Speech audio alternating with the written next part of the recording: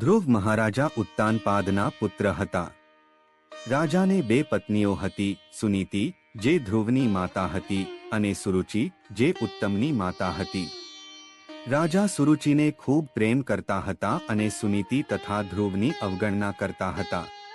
એક દિવસ ધ્રુવ પોતાના પિતાના ખોળામાં બેસવા ગયા, પરંતુ તેની સાવકી માતા સુરુચિએ તેમને ધિક્કારી કાઢ્યા અને કહ્યું કે તું મારા ગર્ભમાંથી જન્મ્યો નથી, તેથી તું રાજાના ખોળામાં બેસી શકે નહીં. આ વાતથી ધ્રુવ ખૂબ દુઃખી થયા અને પોતાની માતા સુનીતિ પાસે ગયા. માતાએ તેમને સમજાવ્યું કે જો તારે સાચું સ્થાન મેળવવું હોય તો ભગવાન વિષ્ણુની ભક્તિ કર.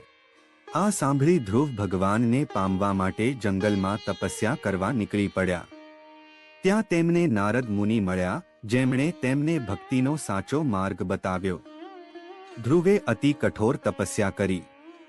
તેમની ભક્તિથી પ્રસન્ન થઈને ભગવાન વિષ્ણુ પ્રગટ થયા.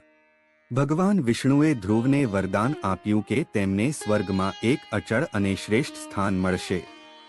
તે સ્થાન આજે પણ ધ્રુવ તારા તરીકે ઓળખાય છે, જે આકાશમાં સ્થિર રહે છે. આ કથા ધૈર્ય, નિષ્ઠા અને દ્રઢ ભક્તિનો સંદેશ આપે છે.